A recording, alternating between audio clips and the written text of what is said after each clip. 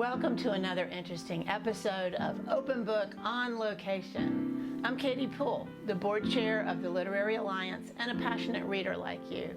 Now in our 12th year, our all-volunteer nonprofit provides these fabulous conversations with your favorite authors. At our website, PasadenaLiteraryAlliance.org, you can find more author interviews, make donations to the Alliance to allow us to provide grants for literary initiatives, and participate. Send questions for the authors or contribute author suggestions at the Contact Us tab. See you soon at Open Book on Location.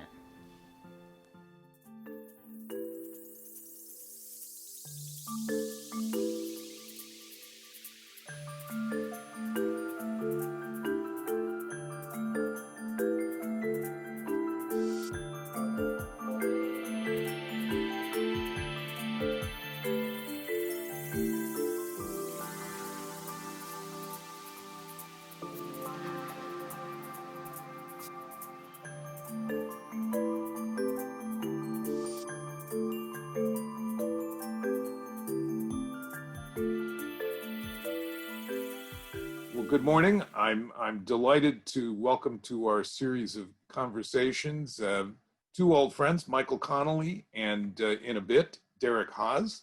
Good morning, Michael. Morning. Thanks for having me on.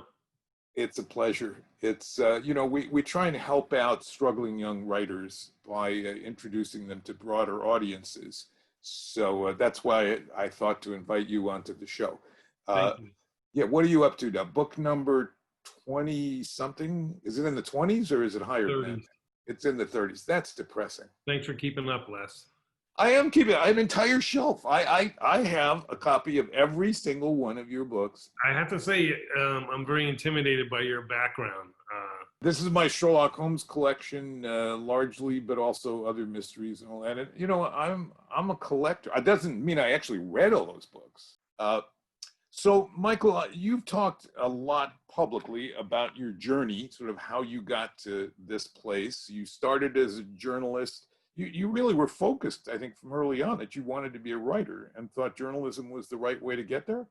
Yeah, I mean, it's weird. Sometimes I always hear these people, these writers who say, like, I knew at age 9, when I was still working with crayons, I knew I wanted to write books, and so in a way I feel like I came to it late, but I guess in the long run it was somewhat early. But it was, I was in college when I'd always been a great reader of Sherlock Holmes and the classic mysteries and so forth, and in college is when it struck me I'd like to try to do this, take a shot at it.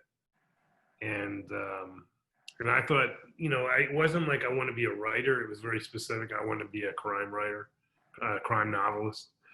And so I just kind of thought, didn't really have a lot of experience in that world. I was involved with the police one time in my life. And so I thought the best way to kind of get my feet solidly in the ground of the world I want to write about was to become a journalist, and specifically a crime beat reporter. And so that's the path I followed. It's worked out really good. I mean, it's just, I just don't think I'd be where I am in life if I hadn't spent those years on the police beat, talking to real cops and hanging around police tapes at crime scenes and things like that. I think I really needed all that to be able to do what I do. But and you chose to write early on. At the time you were living in Florida, but then you were out here, and then you made L.A. basically the setting of all of the books, basically. The McAvoy series, the Bosch series, the Mickey Haller series, they're all set in Los Angeles. And I think it's part of the tradition, of course, of private detectives in Los Angeles. But you chose to go a different way. You decided to write about the cops, and with the exception of Mickey Haller and the couple of Jack McAvoy books. Well, yeah, definitely starting out. My first 4 books were Harry Bosch, LAPD detective. It was kind of like actually, before I moved to LA when I was 30. but I, wanted to be, I had this idea, I want to be a writer when I was 19. So I wasn't waiting. I was writing all the time and, on my off hours and so forth. And so I wrote a couple private eye novels set in Florida, South Florida, where I grew up and where I was working as the journalist out of school. So I attempted that. It didn't really work out. I mean, Derek will tell you, every writer's going to tell you, you're your own harshest critic. And so my assessment of those two books were they should not be published. But the light was that the second one was better than the first. So I was making progress in my own harsh view of my work. And so that was a good thing. And then, professionally, things happened with me as a journalist as I was getting into bigger and better stories, and I was getting attention around the country. And, the LA Times asked if I wanted to come out. And that was an amazing moment because the people, the main influences on me as a writer were writing about Los Angeles, Joseph Wambaugh, Ross McDonald, Raymond Chandler. So it was like, do you want to come to the land of your heroes? And it was just the perfect timing. I had written 2 books that weren't good enough. I was instinctively feeling, I'm in my hometown. I think I got to break away from this and try one more time at least, and try with a new setting and a new outlook, everything new. And so I took the job, moved to LA, and the third time I tried became my first published book. But in that process, now I'm finally going to get back to your question. I was influenced by the great private eye writers, but I knew what I had. I had a press card that got me into one of the most controversial and interesting police departments in the world. And why not use that? Why not put a guy who feels like a private eye, an outsider, into this insider's world, but he doesn't feel comfortable. And he wants to rise above the problems of the bureaucracy he's in. And, so you get into these ideas of character, so I just made that decision to write about a private eye, basically write about a private eye who carries a badge and a gun and is a representative of the power and might of the state, but make him uncomfortable with those things. So you're part of a relatively short tradition of police procedurals. The first great police procedural was Hilary Waugh's Last Seen Wearing, which was published in 1950, or 52, excuse me. And he approached the story from the point of view of, I'm going to write about everyday police work. There are no heroes in his mysteries, in his police novels. They're central figures, but they're not heroes. They're just ordinary people doing ordinary jobs that happen to involve murders in the cases that he writes about. And then that was carried on by other writers, including Del Shannon, and who known as the queen of the police procedural, writing about LA. And her Lieutenant Luis Mendoza in LAPD, and of course, Joseph Wambaugh. And then you came along and really sort of pushed what to me was the sort of Wambaugh philosophy. I've heard you say it, and he said it first, it's all about how the case works the cop, not about how the cop works the case. So, but you're looking at real life. This is not about a brilliant detective. I mean, Harry's pretty smart, but he's got real world problems. He's got to worry about the rent. He's got to worry about grocery shopping and a daughter and a troubled marriage and all those kinds of things. So it's very much in the tradition of non-heroes. But I like the idea that he's a private idea. I'd never thought about that. He's a private detective working inside the LAPD. I got to tell you, I mean, you kind of are in a bubble till you get into the world of publishing. I was a reader. I wanted to do this. I didn't struggle, but I worked at it for 10 or 12 years before I got any traction, before I got even an agent. And in all that time, well, we'll put it this way. When my first book came out in 1992, the first review I got was in Publishers Weekly. It was a pre-publication review, so it would have come out in late 1991. And it began in this police procedural, and I had never heard that phrase. Interesting. I did not know I was writing a police procedural till Publishers Weekly told me. I thought I was just writing about, as you say, a cop who is not, he's not Sherlock Holmes for sure, but he's resilient and he's relentless. And so I was thinking character. I'm writing about a character. I'm using my observation skills from, at that point, 12 or 14 years on the job, writing about cops, talking to hundreds of cops a week. And I was just taking what I knew and putting it in there. And I just thought the details, the telling details of that job would connect. As you said, I would say 99.9% of the people who read my books have not solved murders. They don't know what it really takes to do that. But when they, as you say, when they realize that he's having trouble communicating with his daughter, or he has these wants and needs that we all need, that's how you connect readers to this person who has an extraordinary job with very high stakes. And it's, you create this empathic strike zone, between the reader and your character. And, Well, one of the things that Watt talked about in his books about writing, and that you clearly have done, is the need for research into the real world, is sort of, talking to the police and the investigators and the law enforcement officials to understand how their world works. I always say, I'm a lawyer, I always say everything I know about criminal law enforcement procedures, I've learned from your books. You've done meticulous research about sort of how it really works. Yeah, because I think in the true stories, first of all, that comes from being a reporter, so that's just my natural way of doing things. But I just think that I learned from that early on that if you can dig out, real details of the world that these people inhabit, whether they're a criminal defense attorney or a cop or whatever, you want the reader to almost, or the watcher to subconsciously be nodding their head like, yeah, that's got to be the way it is. And this is amazing that this story is telling it like it really is. I remember one time being at a crime scene as a reporter and seeing cops warn each other that there was black fingerprint powder, on this turnstile to enter where the murder was. And, they're warning each other.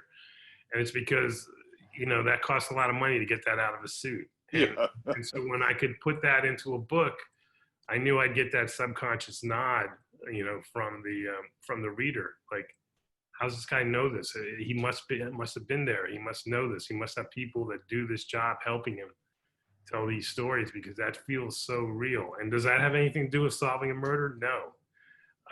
But it just was really important in terms of not solving a murder, but setting up a character and the world that you're bringing your reader / viewer now on TV into.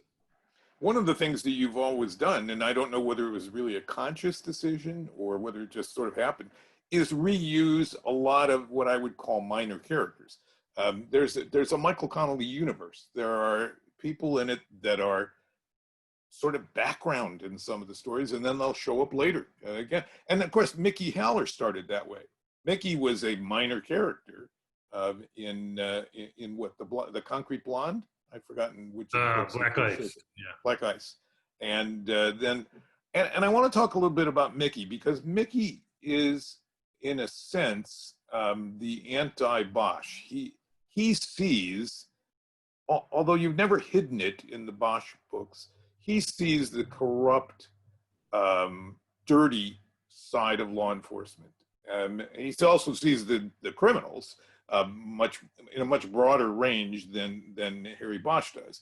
But did you choose to go there? You wanted to write more about whether it's corrupt police or brutality or any of the things that are part of our real world of law enforcement?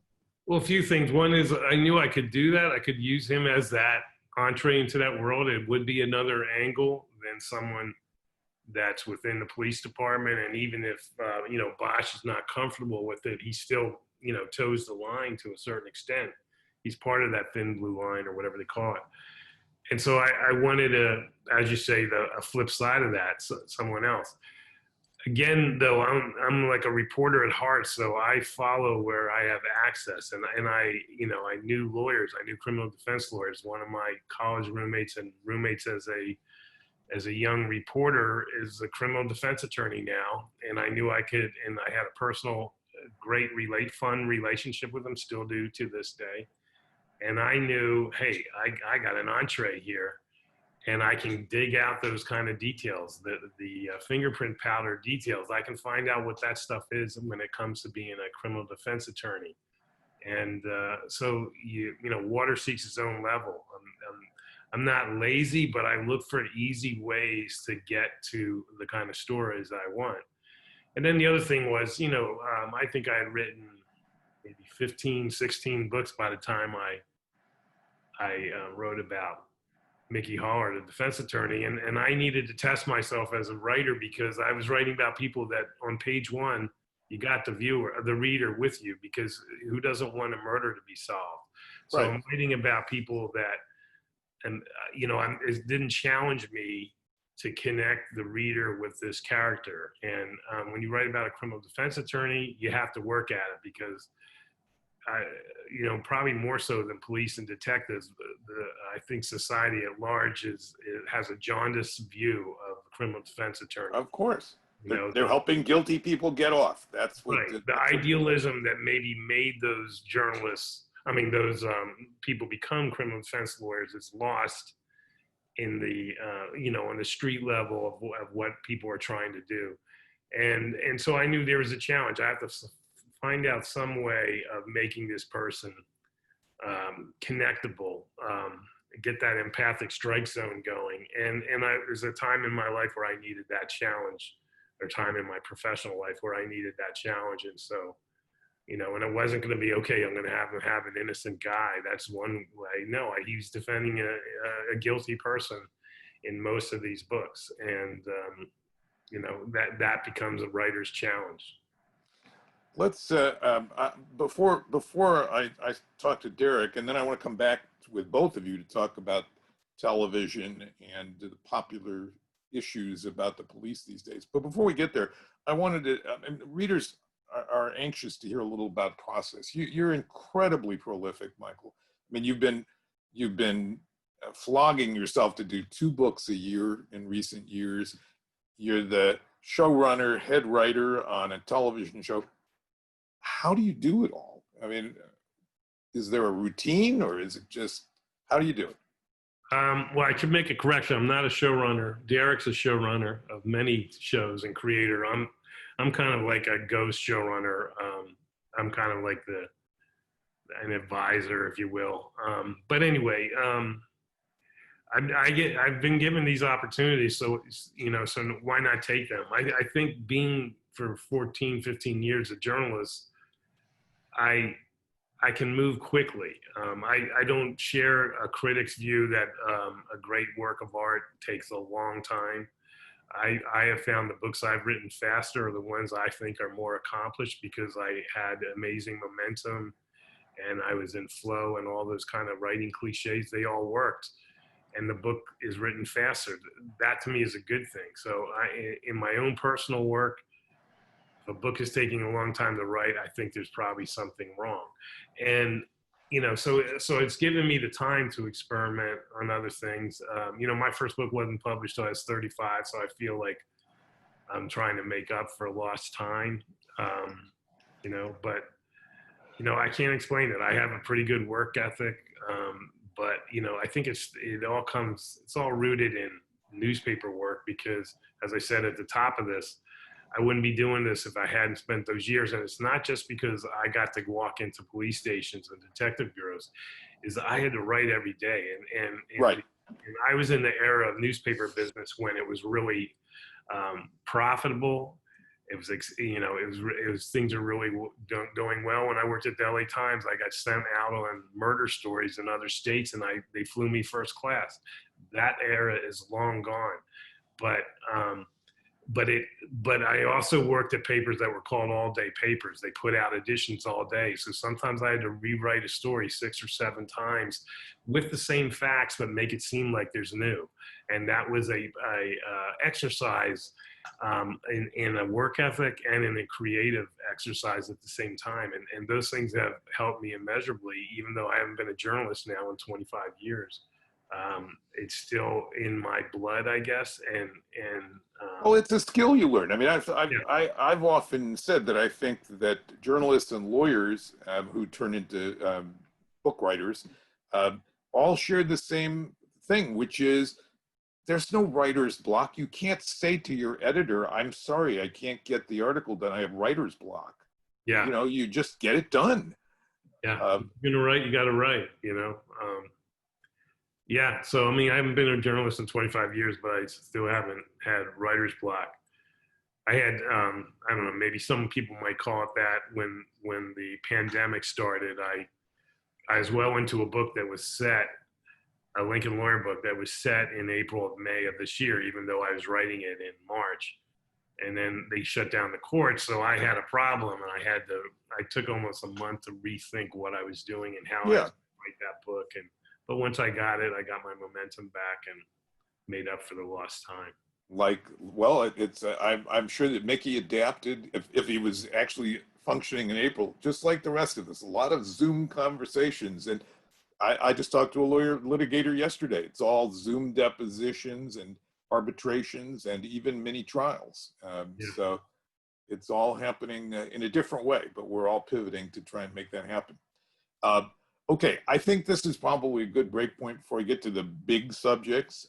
My other guest today is Derek Haas, a highly accomplished screenwriter, television writer, showrunner, and mystery novelist, and soon to be a short story writer in the next collection of Sherlock Holmes stories that Lori King and I are doing. Derek, welcome. Thank you for having me.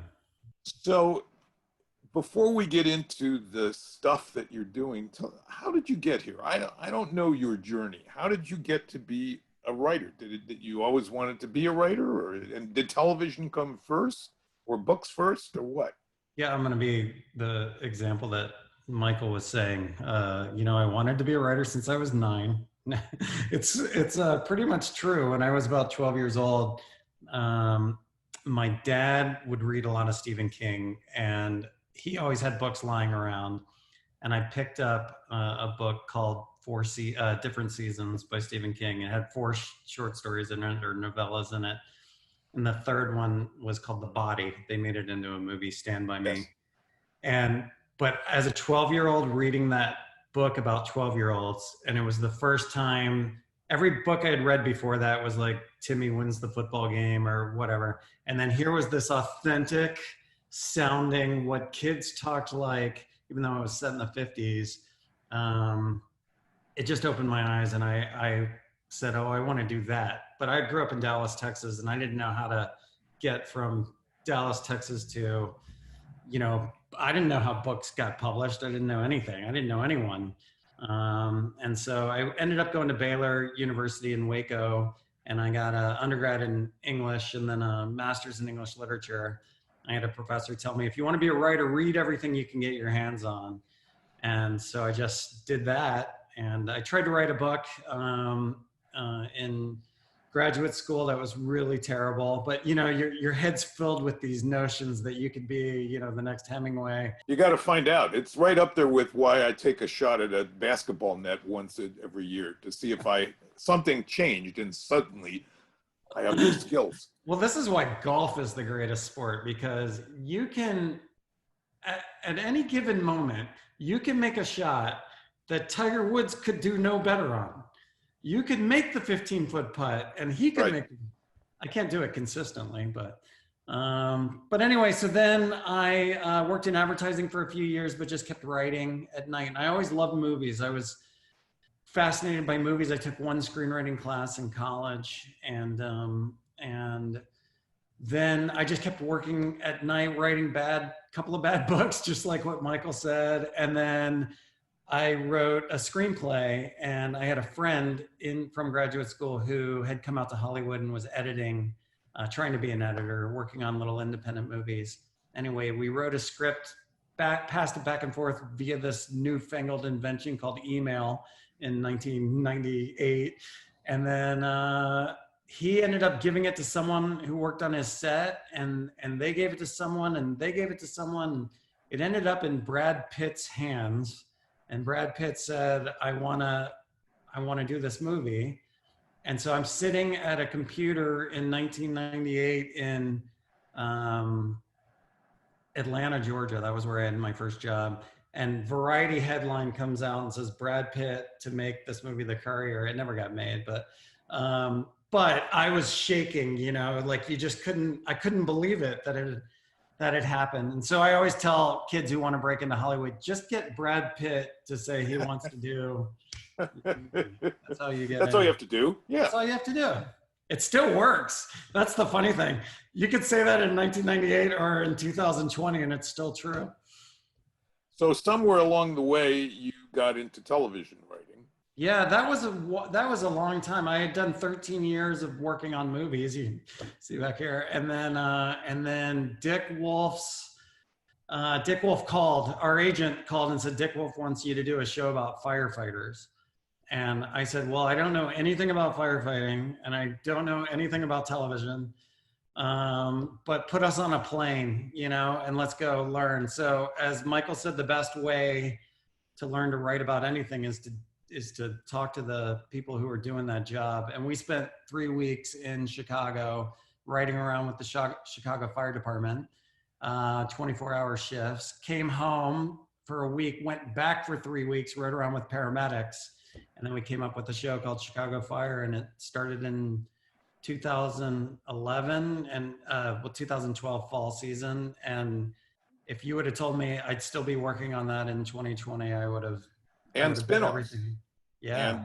And more. I mean, we've had Chicago more. PD and Chicago Med. Is that the name of the other one? Yeah, Chicago Med. Yeah, when you get in the Dick Wolf world, it is, he's got an unquenchable thirst. So why was Chicago his idea or yours? He said, I want to do a show about firefighters. There was a show at the time called Rescue Me that was on, that was set in New York and was like really tied to 9/11. The characters, you know, backstories were wrapped up in that. And we wanted to get away from that. And so we were just chatting amongst ourselves, like, where would be a good place? Oh, the Great Chicago Fire. They have such a proud tradition and history with fire department. Let's go to Chicago. And if you've been there, it's just such a visual town. Gorgeous, gorgeous city. I grew up there. And yeah. So, you know, I mean, as soon as I left, it got really nice. Everywhere you point the camera is something interesting. You got the river and the lake and the downtown and the amazing architecture. And so I was talking with Michael about the police procedural and sort of that whole shift in viewpoint. And by the way, I mean, what I didn't mention is Hilary Waugh, the sort of the father of the police procedural, said that the largest influence on him was Dragnet, was the radio show and then the television show Dragnet. The immense popularity of it, and he saw that it should go farther than that. And of course, Chicago PD and Chicago Fire Department, you know, fire and so on, they are Dragnet. I mean, they're ordinary people, meaning working people, experiencing these lives, handling these jobs. Yeah, and we stumbled onto this idea when we were riding around with the fire department. What we thought was so interesting was that they would get this minimal amount of information, but they, you know, time is of the essence. So you are in the truck running with not knowing really what you're going to run up on. So the bells go off, a voice says, "Man down from unknown causes," and you're in the truck and going.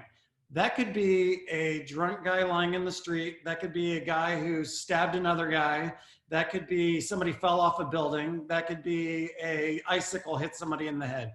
So when you pull up, you have to immediately go, okay, what am I rolling up on? And we just thought that is a great idea for a show that really hadn't been done. Was the, you know, as opposed to there's a murder in the first 2 minutes and we're going to solve it over the course of the hour. It was more about what are the lives like of the people who have to go and do these rescues and then Yes. come home. Yeah. It's about exploring, as I was saying about Waugh's ideas, you know, it was that he wasn't trying to write about heroes. He was trying to write about people doing their jobs, doing jobs that were important jobs, but doing their jobs and looking at their real lives, which is what you've done so well.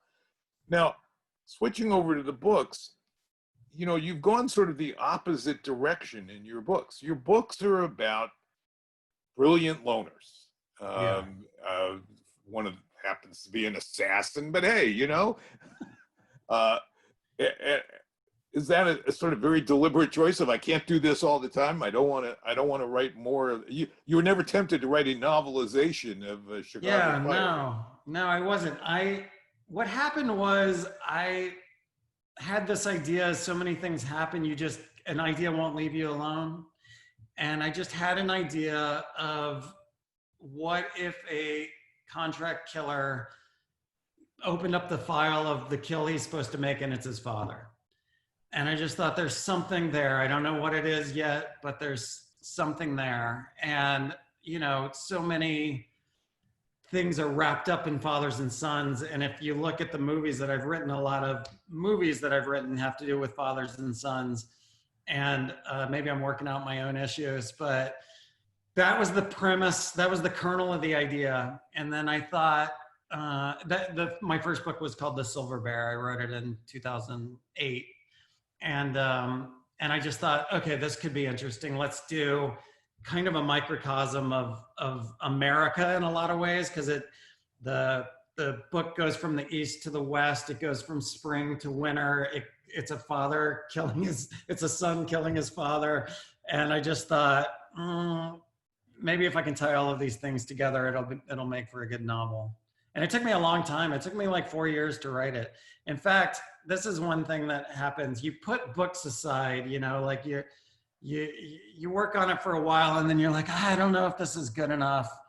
And then I had a really good friend who I named a character after in Chicago Fire named Chris Herman. And Chris read the first 100 pages. After I had put it down for a year, Chris read the first 100 pages and said, you have to finish this book. And so I really owe him, because I might have sat in a shelf for 10 years if he hadn't. Give your stuff to other people, let them read it. And exactly. Well, it's interesting. I mean, your films are about some of the same milieu too. I mean, Wanted is clearly about an assassin who has father issues, as I recall. And 310 from Yuma is about law enforcement and sort of that drama. I mean, we have a sort of 19th century Harry Bosch kind of character, and so on. So you too seem to be very interested in, I guess I'll call it law enforcement, the police, the people that filled that role. Is that something that you've thought about a lot, or it's just coincidence that you've that one I don't know, maybe it's more coincidental. I mean, I do think it starts with the human stories, and it's the father-son thing for sure. It just keeps seeping into everything that I've worked on. 310 to Yuma, in fact, you know, it's not as much law enforcement. He's a regular guy, a farmer, blue collar worker, and he's getting he has money problems because they're stealing his water. And so he volunteers, you know, to take Ben Wade to the train, the 310 to Yuma. That's true. I forgot. He's not a sheriff. He was, right. He's an amateur. He's an amateur. And that one, the big difference between the 1957 version and our 2007 version was that we put the son along for the ride. The son is barely in the first movie. And at the time when we were pitching 310 to Yuma as a remake, there were these commercials that were on TV. You might have forgotten them, but Charles Barkley in a Nike ad would say, "I'm not a role model. Like you, dad, need to be the role model to your kid." But how does a dad compete with Charles Barkley, you know, for his kids' attention and affection? And we thought, okay, well, will give this kid, you know, these dime store penny Western novels that are on the side of his bed. And then he hears about Ben Wade's in town. Oh my God, the great gunslinger Ben Wade. And here's this dad who's just trying to put food on his table, and he's trying to teach his son how to be a moral man when his son is idolizing this. You know, that was the way we said, how could we modernize the sensibility of. But that is like a police procedural, because it's about people who, that it's not that they love being a cop, it's that it's a job, it's an honorable job, and it puts bread on the table, and that's why they do it. Yeah. And I'm sure that's a lot of the characters in the fire department too. Yeah. It's a job, they may be good at it, and they need to work. It's not something they necessarily feel a calling to do. No, it's a great, you know, job as far as paycheck goes and government job and those kind of things. But it does take a special breed of person to run into a place that rats and roaches are running out of. If you don't mind risking your life, it's a great job. Yeah. And the people that do it are fascinating, and they see so much, you know, horror. And there's a lot of talk these days about better mental health, you know, services for the fire department and for the police and for the, you know, paramedics and first responders. And so we try to hit the topics that are prevalent. Well, let's put a pin in that for a second. Yeah. Michael, can you rejoin us now? Because I want to get into the issues of sort of public perception and all the criticisms that are floating out there about how evil television is for not depicting the reality of our world.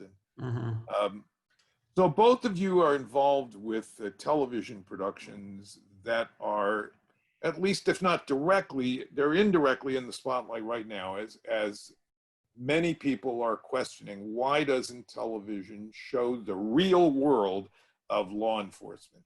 Why do we have shows like Cops that make glamorous things about the police work? Why don't we show brutality? Why don't we show corruption? How are you dealing with this? How do you feel about this? I don't really think that's a founded criticism. So I try to avoid that because I don't think it's accurate. I think TV's in a kind of a golden era. There's a lot of cop shows, and probably an inordinate amount. But, you know, I think the show I'm working on shows these things. You know, we had Black Lives Matter in our show going back 4 years ago or 3 years ago, whenever it started. I think we don't show that LAPD as like a wonderful place of heroes and all that. I mean, and that only serves to help deliver the character story. Harry Bosch is sometimes his own department is what's in his way, and the kind of moral corruption that he encounters is stuff he has to deal with to do what his job is, solve a murder. And so it's a difficult thing. What you're saying is true. You know, you pick up the paper and there's a lot of stories about this. But I often read those stories and say, do you actually watch TV, or is this... Right. Have you seen The Wire? Have you seen NYPD Blue? You know, have you seen the Hill Street Blues? Where have you guys been? You know, I'm talking to those people writing them. They take on these subjects, and so it's a difficult thing because you're going to get shouted down as soon as you say the TV is not the problem. You know, and also you're saying like, why don't, you know, there's a big difference between something like Cops and you know, what Derek and I try to do. I mean, Cops is, you know, documentary, and of course you're not going to see brutality because they got a camera on them. But when you're talking about a fictional story, these things are certainly explored. You know, can we do it more? Of course we could. I mean, I'll turn this over to Derek. I mean, you know, you're never going to satisfy everybody about everything. But I think, you know, if you follow this line that you're telling a story about a character who is a cop, who has these certain things, it's the hardest job to do well, to do right, to do without getting that kind of internal corruption because of what you see. And if you're writing about someone who rises above that, why do you want to write about someone? I mean, there are just shows like what's his name, Vic Mackey and all that kind of stuff. So it's, again, I'm talking myself out of my own answer, because I think this stuff is on TV. Yeah. Well, yeah, we've never been shy about covering subjects that are, happening at the time that they're happening. And I'm not in the Chicago PD writers room since season 4.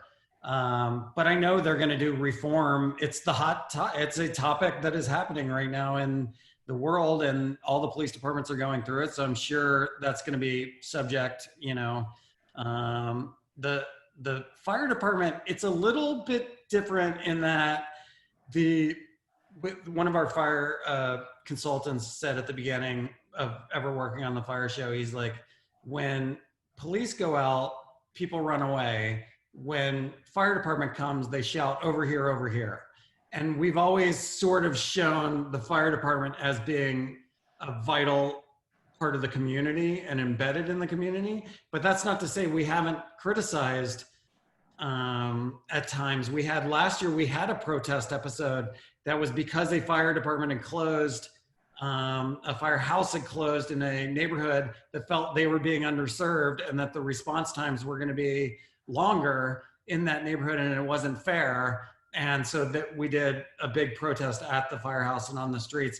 We also did a pandemic episode last year. So I'm feeling like we should be very down the middle this year, so we don't disrupt whatever's happening in the world. I don't know how we got so prescient that year, but yeah, I mean, anybody who knows Dick Wolf knows he doesn't shy away from any topic, so he's going to cover it.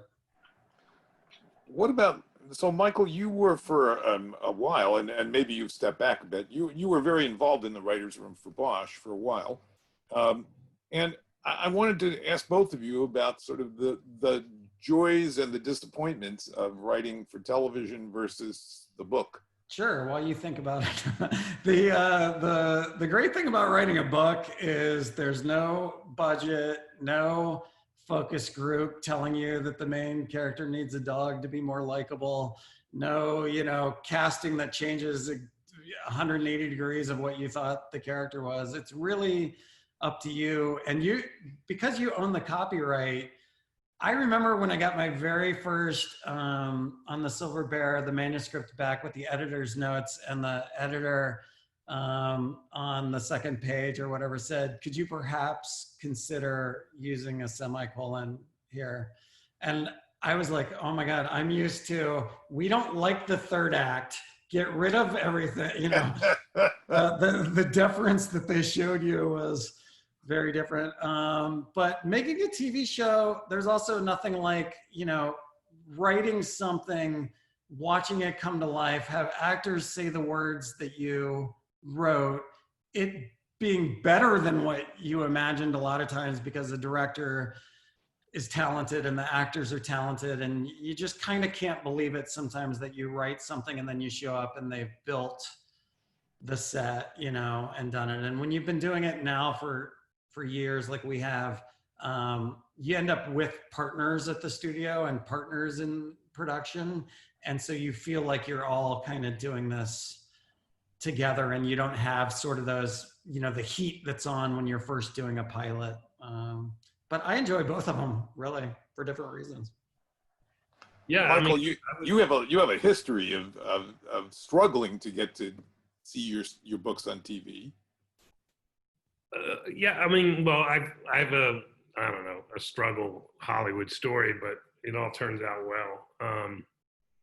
It was mostly on the movie side, but we're storytellers, and I just don't think, maybe it's the huge ego I try to hide, but I think my stories should be read. I think they should be seen. I think they should be filmed, all that kind of stuff.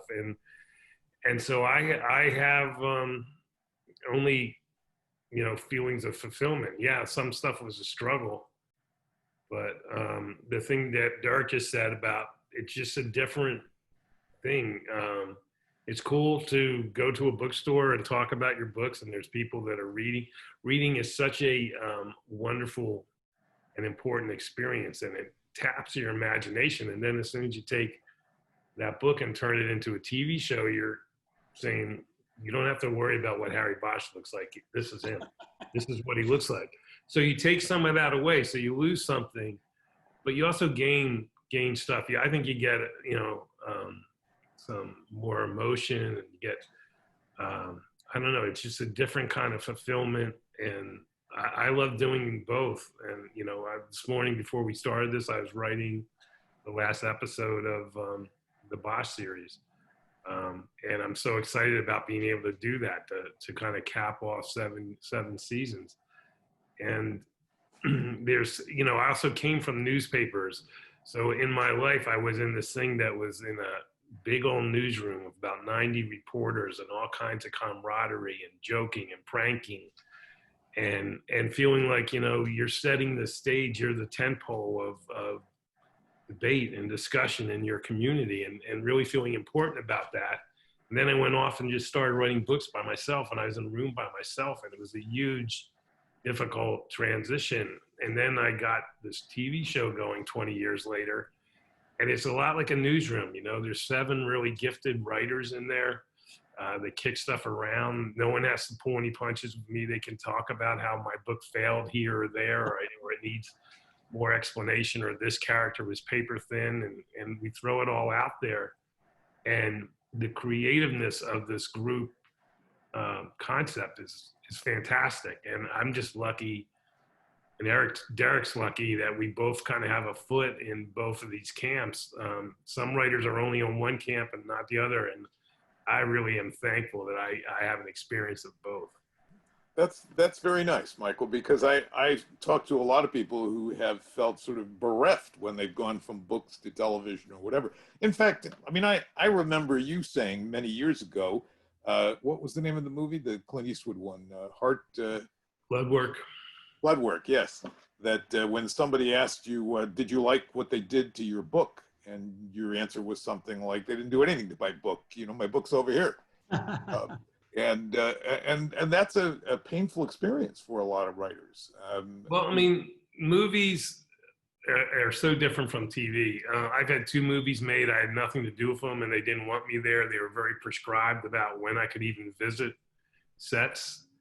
And because it's not a writer's medium, even though everything starts with a written word, TV is totally a writer's medium. And, Derek's had many more movies made. He should talk about this, the difference between, but I'm going to guess that, he's totally in charge of Chicago Fire. And on the other, on the movies, he probably wasn't. And he probably, when he went to see the premiere, saw stuff that like, what? I didn't put that in there.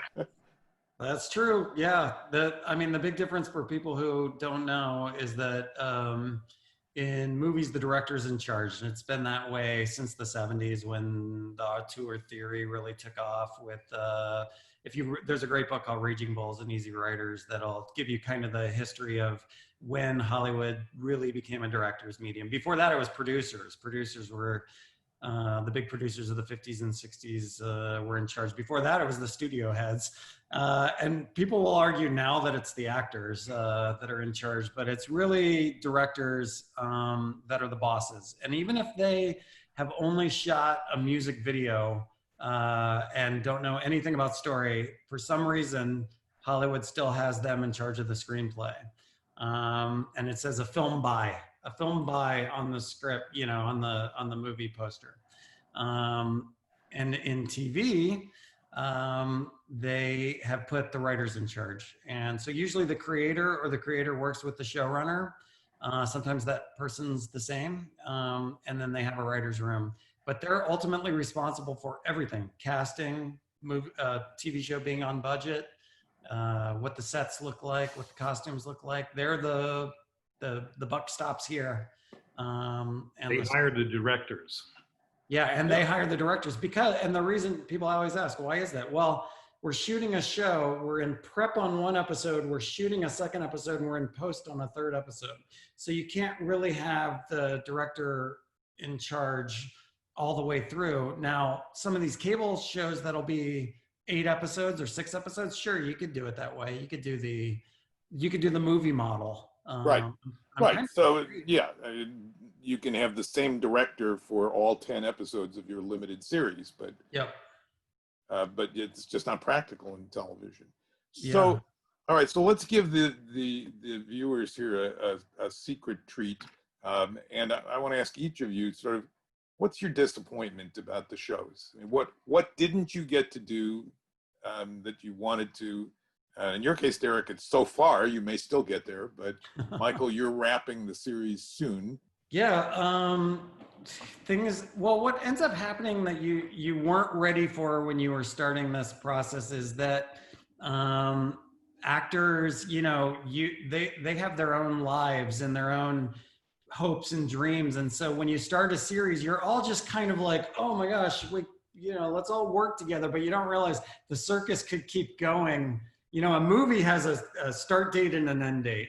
And so if you don't get along with someone, or, you don't see eye to eye exactly, okay, well, I just got to get to this point. But with a TV show, it's unending. And I've been lucky enough to work with really, really great cast. And one of my favorite people on our whole cast was this woman, Monica Raymond, who started off on day one. One of the very first people we cast, and she did 6 seasons of the show.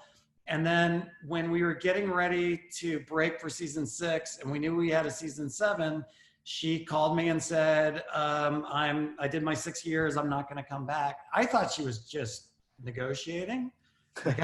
I just thought, okay, lawyers will work that out, we'll figure this out. And then she called and was like, no, I'm really gonna try to go, do other interesting things. And so that broke my heart, because, in my head, I had another 4 seasons of where this character was going to go. She's awesome, though, and she came back and did a couple of episodes for us. But those are the things you don't think about, will happen.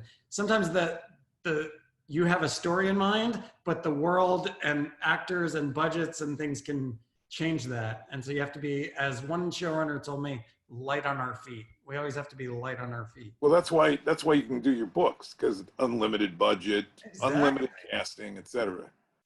Michael, you've had to compress. I mean, you've got 24 Harry Bosch books almost that you wanted to do in 7 seasons, and so you've combined stories. And what do you regret? I don't have a lot of regrets. I think the only one really, I don't have any regrets about the show. The regret I have is that it happened for me so late. I'm 64, and I'm not going to be somebody who dies at his typewriter. So I'm going to take my leave fairly soon. And it's just been an exciting, 6 or 7 years. And I wish I could go on and so forth, Well, there's always Mickey Haller. Yeah, no, I mean, create more stuff, but in many ways, TV is a younger person's game, because you have to be light on your feet, and there's a lot of hours if you want to be fully involved. I've been lucky that I can kind of call my shots and call my hours, and that's been wonderful, and I've been able to keep writing my books and so forth. But I just, I wish it, instead of, I think the first show came out when I was 58, I wish it was 48. Or 38, and then I'd be at it for a long time, because it's great work if you can get it. It's really fulfilling, and and book writing is the same, but there's just something exciting about being on a set, seeing your stuff, your storytelling come to life, being, especially when it's something emotional and the actor gets it and connects and things like that. It's pretty wonderful. When I'm writing a book, I might write a great piece of dialogue, or have a really good day, but it's not the same as being on a set and seeing that happen. That's pretty addictive, and so I wish, my regret is I wish it happened sooner. I think I speak for Les and myself when we say we want you to die at your typewriter. We're not going to allow you to. Not soon. Not soon. No. I want to die on the golf course, Derek. I'm counting on Harry at the age of 85, still doing something detective-wise. It's just because he will be way too old to be hired by any law enforcement people, but that's okay. Yeah. Derek, did you have any interaction with Elmore Leonard on 310? I got so lucky because we went to shoot a movie right after 310 to Yuma set in Detroit. And Elmore, lives there, lived there in Birmingham. And so we had no interaction with him before 310 to Yuma. And then he got interviewed afterwards. And he was really nice about the movie. And so I was happy with that. And of course, we had started off reading his 1957 short story. And then I actually read the Halstead Wells script from 1957. And then we wrote ours. Anyway, okay, sorry. Fast forward. We're making a movie in Detroit. I get a call from a mutual friend who says, Elmore Leonard would love to have you come out to the house. I was like, it's the same thing. What? Okay. So we drive out to Elmore Leonard's house. I think he was 85 at the time. And he answers the door. It's Michael Brandt and me, my longtime partner. And he's got a 6-pack of beer. We got Detroit Tigers game on. We probably spent 4 hours in his kitchen watching the thing. I invited him to come out to the set. He came out to the set. He invited my kids to come over swimming. I mean, the greatest guy in the world. And, he had those rules of 10 rules. Whatever. Right. The first one was like, don't talk about the weather. And then I look at the first line of my first book and it's like, it's It was a rainy day, yeah. I was like, oh, well. The dark and stormy night. I bring him up because he's the guy who, was writing to the end. Yeah. And a really great guy. And I knew him a little bit, but that's not what I want to do. So, he wrote on little yellow legal pads too. Yeah. He had these yellow pads he was writing by hand. In fact, when we were there, he was writing an episode of Justified, or at least like helping out on an episode of Justified. Well, but Michael and Derek, both of you, I mean, I hope that, neither of you stops writing. I mean, I started, you talked about starting late, Michael. I didn't really start writing till I was in my 50s. And, it's like, I'm worried that when the Reaper comes around, I'm going to have to tell him, I'm sorry, I got a few more projects on the list. I need more time. So I'm hoping you're going to be the same, both of you, that you see no end in sight. Okay, I get the golf. I understand the desire. Maybe 2 books a year, Michael, is pushing yourself a little too hard. Maybe 3 shows, Derek. Maybe only 2 shows, Derek, not 3, John Milton was a doctor and a lawyer before he wrote Paradise Lost at age 40. So you guys, you're fine. You're doing fine. And imagine how long it took him. My gosh. Imagine. Well, thank you both so much. This has been great. We could have talked for 3 more hours, but I think it's probably time for us to wrap.